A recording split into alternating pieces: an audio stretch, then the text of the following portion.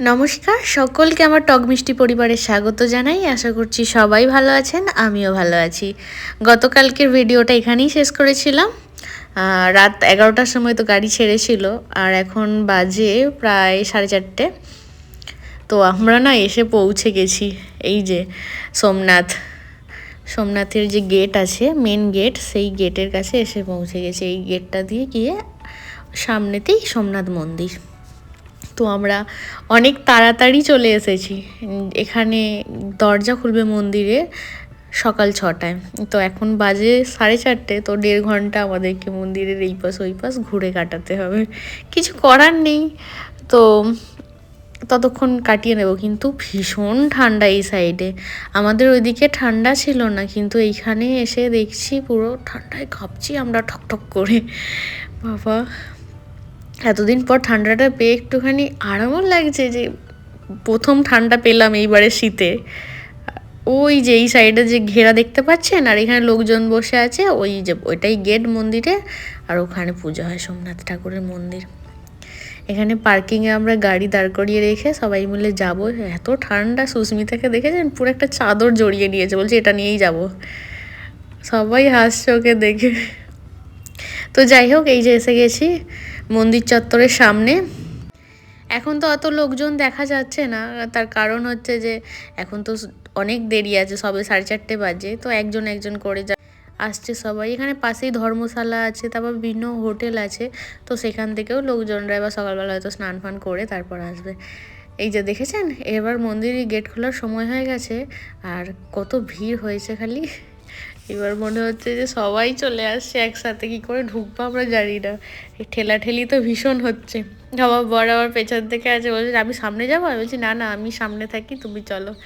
তাহলে এই যে ভিতরে এসে গেছি আমরা, ওখানে প্রচুর ঠেলাঠেলি হয়েছে, মানে নিজেদেরকে হাঁটতেই হয়নি, লোকেরা ঠেলেই ঢুকিয়ে দিয়েছে।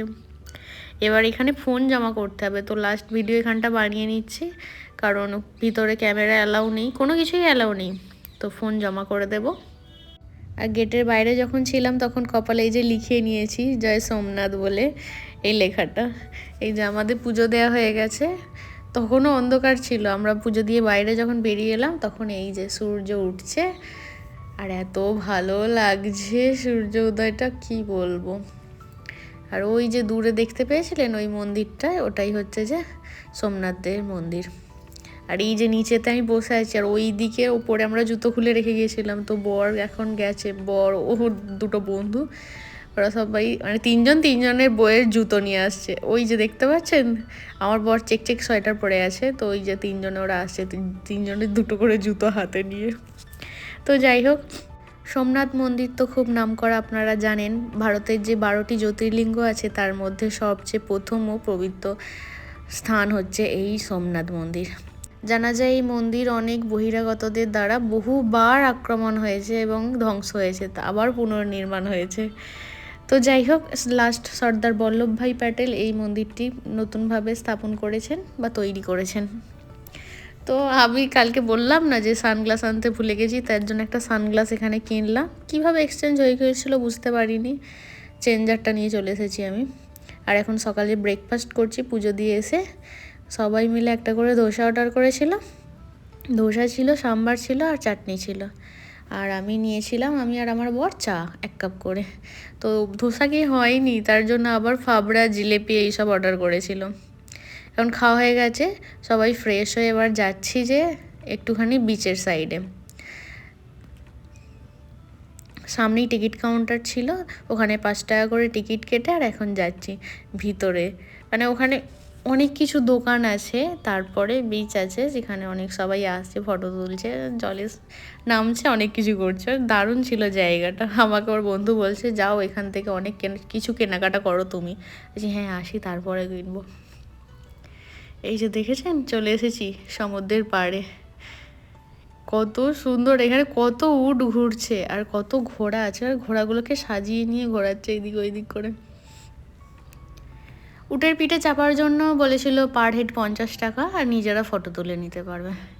কিন্তু আমরা চাপিনি, আমরা এর আগের দ্বারকায় গিয়ে উঠে চেপেছিলাম, তো তার জন্য চাপিনি। এখানে সব থেকে ভালো লাগছিল এই যে সমুদ্রের ঢেউটা, কি বিশাল বিশাল ঢেউ আসছিল। আমরা নেমেছিলাম, জলে নেমে মানে হাঁটু পর্যন্ত ভিজিয়েছি। তো ভীষণ মজা হয়েছে, ভীষণ। সকালবেলা আমরা পুরো ঠান্ডায় কাঁপছিলাম, আর এখন এত গরম হচ্ছে, এত রোদের তেজ হয়ে গেছে। তো কিছুক্ষণ এখানে জল ঘেটে আবার চলে যাব। আর এই উটটার গলায় দেখেছে নাম লেখা বাবু বলে। এখানে আমি উটটাকে বাই করছিলাম, সুস্মিতা আমাকে বাই করছে। তো আমরা ওখান থেকে ঘুরে চলে এসেছি এখন মার্কেটটাতে, যেখানে সব কিছু বিক্রি হচ্ছে। আমি এখানে একটা ব্যাগ দেখছিলাম, একটা ব্যাগ নেব বলে, কিন্তু আমার কিচ্ছু পছন্দ হয়নি। তো ওখান থেকে আবার চলে এসেছি। এবার যাব আমরা গাড়িতে। এখান থেকে আমরা যাব ত্রিবেণী সঙ্গম, যেখানে 3টে নদীর মিলন হয়েছে, সেইখানে সবাই স্নান করে। তো আমরাও এখানে স্নান করব। তো বাড়ি থেকে জামা কাপড় নিয়ে এসেছি, তো যেগুলো পরে আছি সেগুলো পরে স্নান করে নেব, আর যেগুলো ব্যাগে আছে সেগুলো পরে আবার ঘুরবো। তো এই যে এসে গেছি, কত লোকজন আছে এখানে, সবাই স্নান করছে। আর এত ভালো লাগছিল, আমরা নেমেছি জলেতে, জলটা এত ভালো লেগেছে, ওরে এত সূর্যের তাপ, গরম হচ্ছে, তো এই সমুদ্রের ঠান্ডা ঠান্ডা জলটা এত আরাম লাগলো স্নান করে, ভীষণ মজা পেয়েছি। তো এখন আমরা স্নান ফান করে রেডি হয়ে গাড়িতে করে এসে গেছি বাণগঙ্গা, যেখানে জোয়ার হয় আর ভাটা হয়। মানে সমুদ্রে যখন জোয়ার আসে তখন ওখানে যে শিব ঠাকুর আছে, শিবলিঙ্গগুলো ওগুলো জোয়ারের সময় জলে ডুবে যায়, আবার ভাটার সময় জল নেমে যায়, আর তখন জেগে থাকে। তো তখন সবাই পুজো দেয়। এখন আমরা এসেছি, এখন ভাটা চলছে, তো আমরাও পুজো দেব। সঙ্গে গঙ্গা জল এনেছিলাম, কালকে ওর স্যার যে পাঠিয়েছিল সেই গঙ্গা জলটাই আজকে এখানে মহাদেবের মাথায় ঢালবো। ভিতরে ওখানে তো ঢালতে দেয়নি, মানে অ্যালাউ ছিল না, তো আমরা কিছু করিনি, ওখানে পয়সা দিয়ে ঢালতে হচ্ছিল, মানে সোমনাথ মন্দিরে যে মেন মন্দির সেখানে। তো ওখানে আমাদের ঢালার সৌভাগ্য হয়নি, তা আমরা বাণগঙ্গায় এসেছি। এখানে এসে মহাদেবের মাথায় জল ঢালছি। যাই হোক, এখানে ঢাললেও কি আর ওখানে ঢাললেও কি, সেই তো গিয়ে একজনের মাথাতেই পড়বে, তাই না? শুধু ভক্তি চাই মন থেকে। যত বেশি ভক্তি দিয়ে ডাকতে পারবো, তত বেশি ভগবান শুনবে কথা আমাদের। যাই হোক, সবাই একবার বলে নেবেন হর হর মহাদেব। সবাইকে ভগবান সুস্থ রাখুক, ভালো রাখুক, এই কামনাই করি।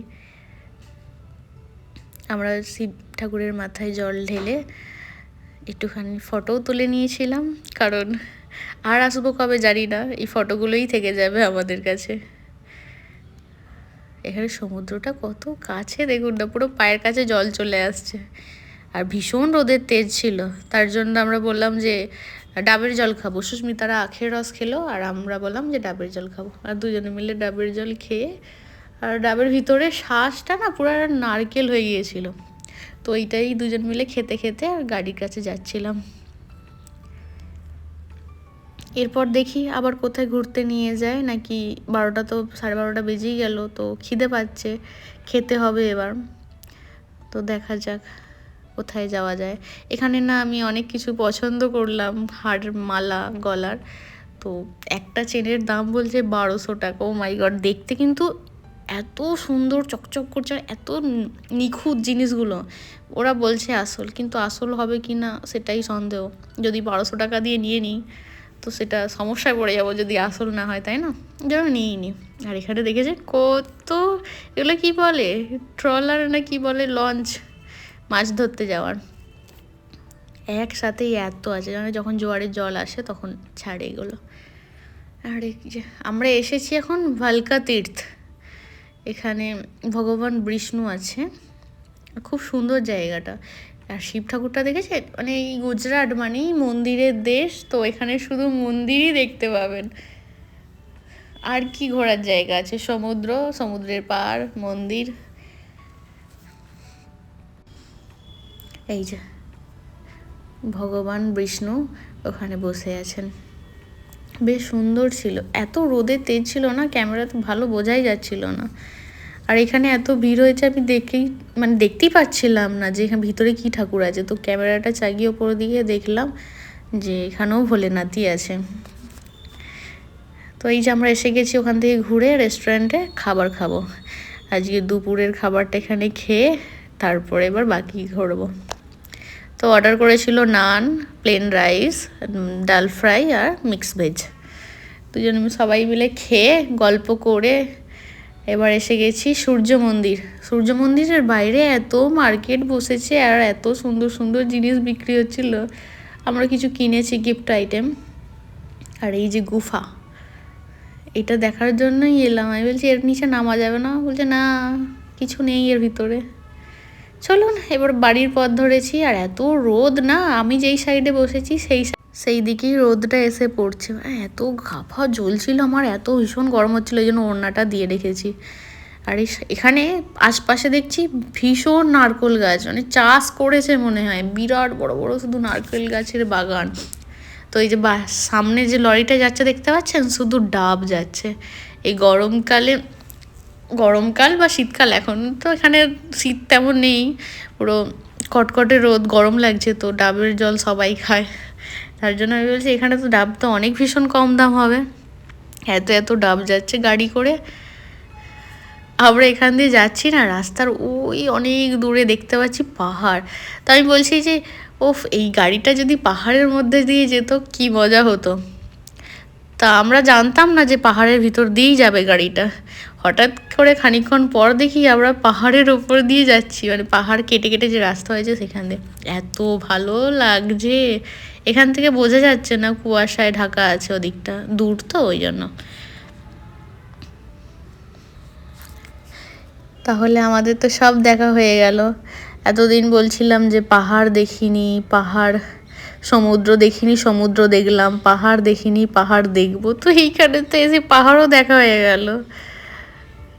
কত সুন্দর লাগছে এখানে জায়গাটা। সবে সূর্যাস্ত হচ্ছে, তো আরও ভালো লাগছে। আর পুরো দুদিকে জঙ্গল, তার মাঝখান দিয়ে রাস্তা। এখানে কিন্তু আবার নোটিশ বোর্ড টাঙানো আছে যে বিভিন্ন হাতিরা এখান দিয়ে রাস্তা থেকে এই পার ওই পার করে, সিংহ বেরায়, বাঘ বেরায়, সব দেয়া আছে দেখছি, বোর্ড পোস্টার লাগানো আছে। ওই যে দেখতে পাচ্ছেন, আমরা এসে গেছি একদম পাহাড়ের কাছাকাছি। এরপরে দেখতে পাবেন আমরা পাহাড়ের ওপর দিয়ে, মানে রাস্তা করা আছে সেখান দিয়ে যাচ্ছি। আর এত ভালো লাগছিল, আমরা পুরো চেঁচাতে আরম্ভ করে দিয়েছিলাম যে কি সুন্দর লাগছে জায়গাটা।